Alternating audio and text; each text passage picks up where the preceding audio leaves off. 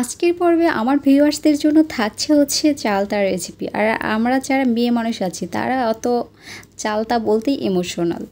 So আজকের এই yummy yummy আচার রেসিপিটি করার জন্যই কিন্তু আপনাদের সাথে আমি এই রেসিপিটা শেয়ার করছি। সো কথা না বেরিয়ে আজকের এই আচারের রেসিপিটা আপনাদের সাথে শেয়ার করা যায়। ফার্স্টে আমি এখানে নিয়েছি একটা চালতা।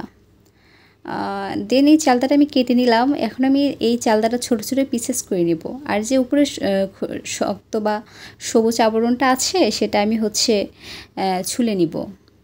এই যে দেখতে পাচ্ছেন আমি চালতাটা ছোটো ছোটো পিসেস করে নিয়েছি। আর উপরে যে ছোটো ছোটো আবরণ সবুজ আবরণ ছিল বা খোসাটা ছিল সেটা কেটে নিয়েছি বা ছুলে নিয়েছি।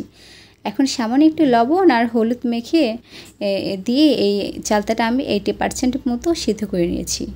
এটা কিন্তু 100% সিদ্ধ করা যাবে না, কিছুটা শক্ত বা রেখে এই চালতাটা সিদ্ধ করে নিতে হবে। এরপর আমি এখানে চুলায় কড়াই বসিয়ে দিলাম। তারপর আমি এখানে দিয়ে দিলাম হচ্ছে আধা কাপ সরিষার তেল। চালতার আচার বলেন, আমের আচার বা আমড়ার আচার, যে আচারই বলেন না কেন, সব আচারের জন্য কিন্তু সরিষার তেলটা খুবই জরুরি। এরপর আমি এখানে দিয়ে দিলাম 1 টেবিল চামচ হচ্ছে রসুন পেস্ট। এই সরষের তেল আর রসুন আমি কিছুক্ষণ সময় ভেজে নিচ্ছি, তাহলে যে রসুন পেস্টের যে একটা বাজে বা কাঁচা স্মেল আছে সেটা চলে যাবে। এই ধরুন মোটামুটি 2 মিনিটের মতো এটা ভেজে নিচ্ছি। তবে কিন্তু এই পর্যায়ে চুলার আঁচটা লো টু মিডিয়ামে আছে, হাই হিটে কিন্তু এই আচারটা করতে যাবেন না। আচার তৈরির জন্য অলওয়েজ টাইম আপনাকে ধৈর্য সহকারে আচারটা করে নিতে হবে। যদি আপনি হাই হিটে বা খুবই তাড়াহুড়ো আচারটা করতে চান তাহলে আচারটা পুড়ে যাওয়ার সম্ভাবনা থাকবে। আর যে একটা নাইস কালার সেটা কিন্তু আপনার আচারে অ্যাড হবে না। দেন এরপর আমি অ্যাড করে দিলাম 1 টেবিল চামচ সরিষা বাটা। আমি এখানে কালো সরিষাটা ব্যবহার করেছি, আপনারা চাইলে এখানে সাদা সরিষাটাও ব্যবহার করতে পারবেন।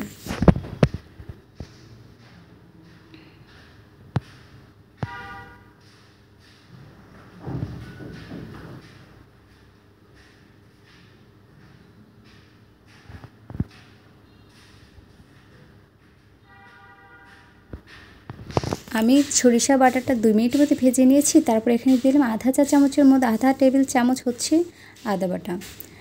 এখানে কিন্তু জিরা বাটাটা ব্যবহার করা যাবে না। এরপর আমি এখানে দিয়ে দিলাম আধা চা চামচের মতো লবণ। যেহেতু আমি সিদ্ধ করার সময় লবণ দিয়েছিলাম, এই জন্য কিন্তু লবণের পরিমাণটা একটু দেখে শুনে বুঝে তারপর এখানে অ্যাড করবেন। এরপর আমি দিয়ে দিলাম এখানে পাঁচফোড়ন। আমি এখানে গোটা পাঁচফোড়নটা ব্যবহার করেছি, সেটা হচ্ছে 1/3 চা চামচের মতো পাঁচফোড়ন ব্যবহার করেছি। পরবর্তীতে কিন্তু আমি আরও পাঁচফোড়ন ব্যবহার করব, এই জন্য কিন্তু পরিমাণে এখানে কম দিয়েছি। এখন সমস্ত কিছু একসাথে মিশিয়ে নিয়ে তারপর এখানে আমি দিয়ে দিলাম 1 টেবিল চামচ লাল মরিচের গুঁড়ো। তারপর এখানে আমি দিয়ে দিব হচ্ছে আধা চা চামচ করে ধনিয়ার গুঁড়ো আর হচ্ছে হলুদ গুঁড়ো।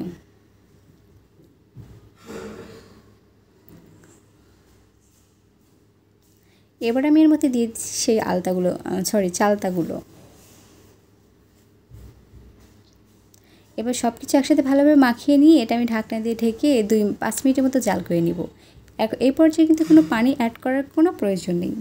এমনি থেকে কিন্তু চালতাগুলো ভালোভাবে সিদ্ধ হয়ে গিয়েছে মোটামুটি 80%। আর এই যে 5 মিনিটের মতো আমি এটা কুক করে নিয়েছি, তাতেই কিন্তু 100%-এর প্রায় সিদ্ধ হয়ে গিয়েছে। আর এটা যদি খুব বেশি সিদ্ধ হয়ে যায় তাহলে কিন্তু চালতার আচারটা দেখতে ভালো লাগবে না, খেতেও ভালো লাগবে না। ব্যাস 5 মিনিট পরে আমি এখানে অ্যাড করে দিচ্ছি 1 কাপ চিনি। এই চিনিটা দেওয়ার পরে এটা আমি নেড়েচেড়ে মিশিয়ে নিয়ে তারপরে ঢাকনা ঢেকে রেখে দেবো একদম লো টু মিডিয়াম হিটে 10 মিনিটের জন্য।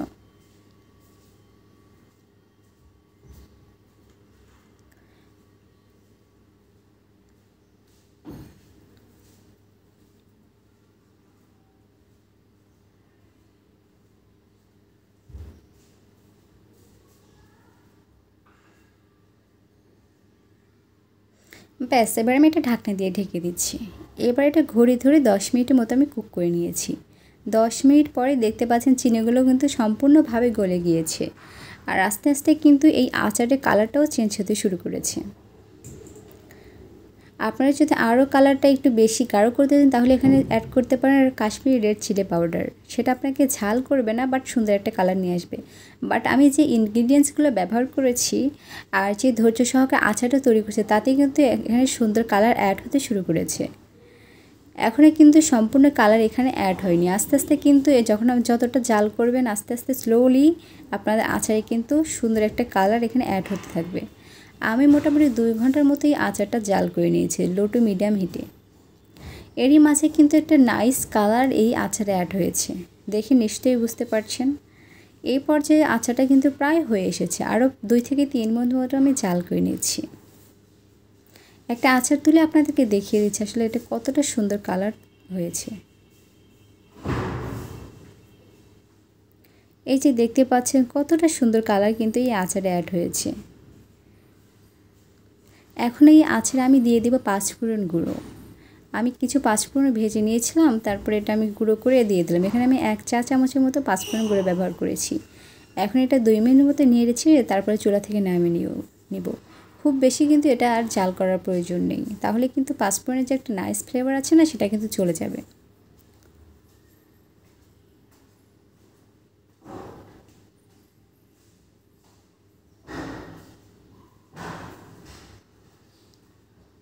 এখন এটা আমি আপনাদেরকে পরিবেশন করে দেখিয়ে দিচ্ছি আসলে কতটা সুন্দর কালার হয়েছে। কোনো রকম ফুড কালার ব্যবহার করা ছাড়াই কিন্তু এতটা সুন্দর কালার এই আচারে অ্যাড হয়েছে, তা নিশ্চয়ই দেখে বুঝতে পারছেন। সো ভিউয়ার্স, কেমন লেগেছে আজকে আমার এই আচারের রেসিপিটি তা অবশ্যই কমেন্টস করে জানাবেন। ভালো লাগলে অবশ্যই আমার পরিবারের সদস্য না হলে সাবস্ক্রাইব করবেন। সো আজকের মতো এ পর্যন্তই বিদায় নিচ্ছি আপনাদের থেকে। আবারও দেখা হবে আপনাদের সাথে নতুন কোনো ভিডিও নিয়ে। সে পর্যন্ত সবাই অনেক বেশি ভালো থাকবেন, সুস্থ থাকবেন। আল্লাহ হাফিজ।